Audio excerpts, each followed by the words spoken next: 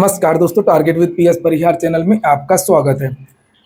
आइए शुरू करते हैं और देख लेते हैं कि आज के समाचार पत्रों में विद्यार्थी जीवन से संबंधित कौन कौन सी सूचनाएं हैं। तो वीडियो को जल्दी से लाइक कर दें, शेयर कर दें और जिन छात्रों ने चैनल को अभी भी सब्सक्राइब न किया हो तो जल्दी से सब्सक्राइब कर लें ताकि आप लोगों को इसी प्रकार की ऑथेंटिक अपडेट सबसे पहले मिलती रहे। चलिए शुरू करते हैं और बात कर लेते हैं। सबसे पहले प्राइमरी शिक्षकों के रिक्त पदों के आंकड़े बताए केंद्र, और ये वही मामला है सुप्रीम कोर्ट का मध्य प्रदेश के शिक्षकों का, जिसके बारे में जानकारी दी गई है। लिखा है प्राइमरी शिक्षक पद पर भर्ती के लिए बीएड डिग्री धारकों को अयोग्य मानने के फैसले में संशोधन की मांग पर सुप्रीम कोर्ट सोमवार को सुनवाई करेगा। कोर्ट के समक्ष विचार का मुख्य मुद्दा यह है कि पिछले 11 अगस्त को दिया गया फैसला पूर्व प्रभाव से लागू माना जाएगा या बाद से। मध्य प्रदेश सरकार और अन्य कई पक्षकारों ने अर्जी दाखिल कर यह मुद्दा उठाया है कि सुप्रीम कोर्ट के फैसले के बाद बीएड डिग्री धारक प्राइमरी शिक्षकों का क्या होगा। बुधवार को कोर्ट ने मामले की सुनवाई टालते हुए केंद्र सरकार से कहा कि वह सभी राज्यों के प्राथमिक शिक्षकों के कुल खाली पदों और ब्रिज कोर्स के आंकड़े कोर्ट में पेश करे। ये मैंने आप लोगों को ये ऑर्डर दिखाया भी था पिछली सुनवाई का, जिसमें ये 2 मांग की गई थी सुप्रीम कोर्ट के द्वारा केंद्र सरकार से। हालांकि केंद्र सरकार के वकील कल नहीं आए थे और उन्होंने अपना पक्ष जो है वो नहीं रखा था। और सुप्रीम कोर्ट ने यह पूछा था कि पूरे देश में प्राथमिक विद्यालयों में शिक्षकों के कितने पद रिक्त हैं, और दूसरा ये बात पूछी थी कि जो ब्रिज कोर्स वाला जो बात है कि क्या ब्रिज कोर्स करके बीएड के छात्र डीएलएड के समकक्ष हो जाएंगे। और ये चीजें, जो दूसरा पॉइंट है वो सबसे ज्यादा महत्वपूर्ण है जो बीएड के छात्र हैं। और इससे चूंकि विद्यार्थी ये आस भी लगा रहे हैं कि अगर बीएड के छात्र ब्रिज कोर्स करके समकक्ष हो जाते हैं चयनित शिक्षक, तो फिर आने वाले भविष्य में हो सकता है कि जो बीएड के समान छात्र हैं जो नौकरी नहीं कर रहे हैं उनको भी ब्रिज कोर्स के साथ में प्राथमिक के लिए मान्य कर दिया जाए। और इस केस की अंतिम सुनवाई सोमवार को होगी। यहाँ पर लिखा भी है, लिखा बुधवार को जस्टिस अनिरुद्ध बोस और सुधांशु धूलिया की पीठ ने सुनवाई की और कोर्ट को बताया कि यहाँ मुख्य मुद्दा यह है कि फैसला पूर्व प्रभाव से लागू माना जाएगा या बाद से।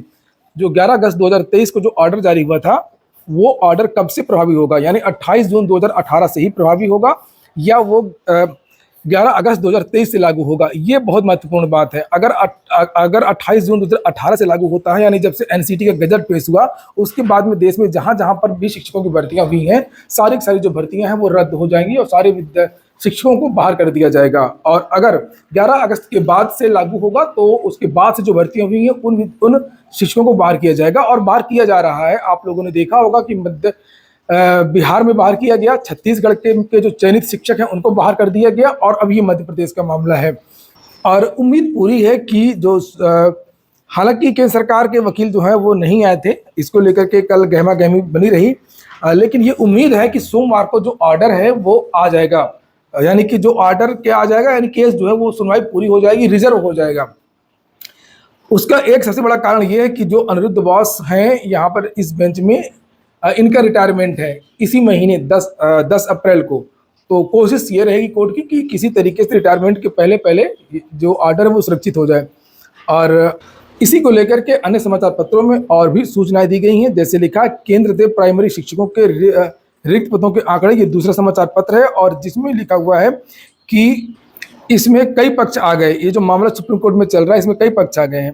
लिखा है कि जो सुप्रीम कोर्ट का फैसला आया है और उस फैसले के बाद देश भर में बीएड डिग्री धारक प्राइमरी शिक्षकों की नौकरी पर संकट आ गया है और उनकी नौकरी जाने की नौबत है।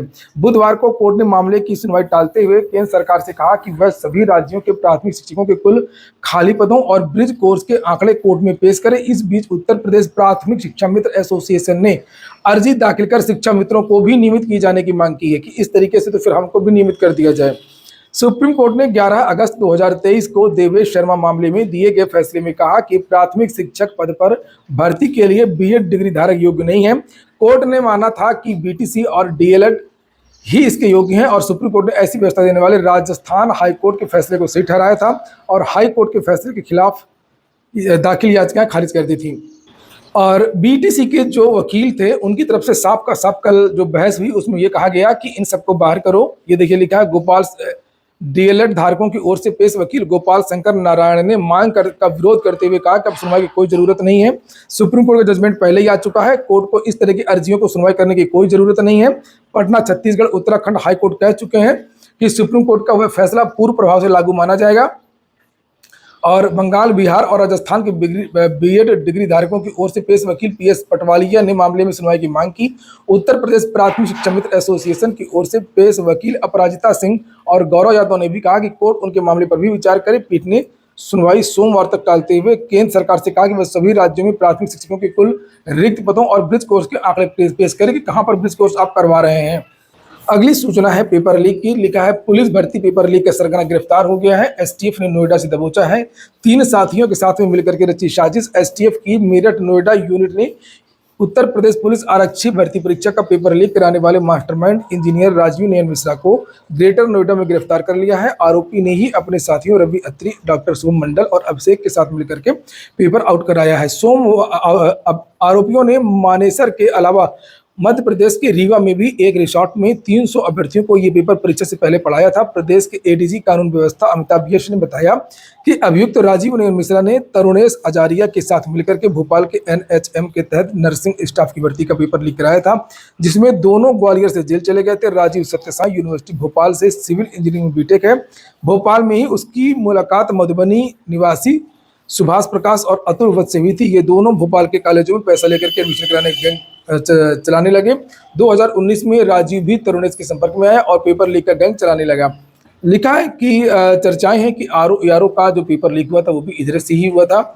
ये देखिए लिखा है आरओ परीक्षा पेपर लीक में भी राजीव नयन का नाम सामने आया है।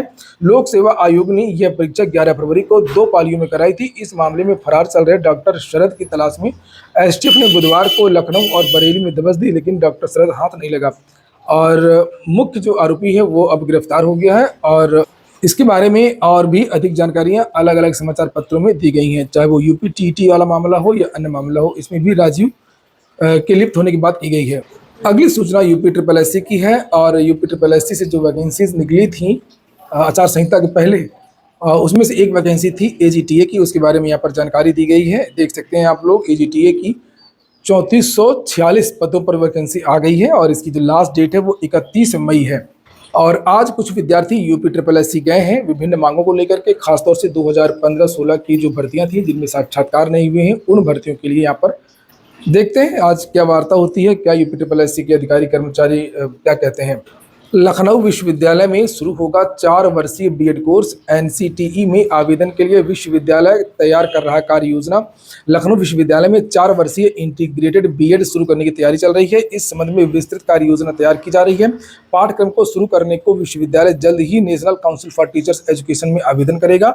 लखनऊ विश्वविद्यालय में इस समय 2 वर्षीय बीएड पाठ्यक्रम संचालित है और इसमें विद्यार्थी 4 सेमेस्टर में अपनी पढ़ाई पूरी कर सकते हैं। तो अब जो 4 वर्षीय बीएड है ये इंटरमीडिएट के बाद में ही शुरू होगा, यानी कि BA बीएड, BSc बीएड और बीकॉम बीएड इत्यादि। इससे विद्यार्थियों का 1 साल बच जाएगा, क्योंकि अभी 3 साल BA BSc में लग जाता है और उसके बाद 2 साल 5 साल लगते हैं और इस तरीके से विद्यार्थियों को 4 साल लगेंगे और 1 साल विद्यार्थियों का बच जाएगा। यूपीपीएससी में बदलाव, म्यूजियम बनी यूपीपीएससी की पुरानी बिल्डिंग। यहाँ पर देख सकते हैं आप लोग एक लाइब्रेरी, म्यूजियम। उत्तर प्रदेश लोक सेवा आयोग के पुराने अफसर ट्रेनिंग सेंटर को संग्रहालय के रूप में परिवर्तित कर दिया गया है।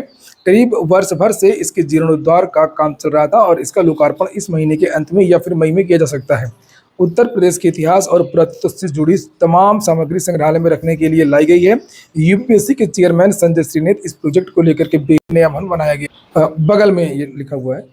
और आप देख सकते हैं यहाँ पर किस प्रकार से चित्रकारी है पूरी दीवारों में, संग्रहालय में।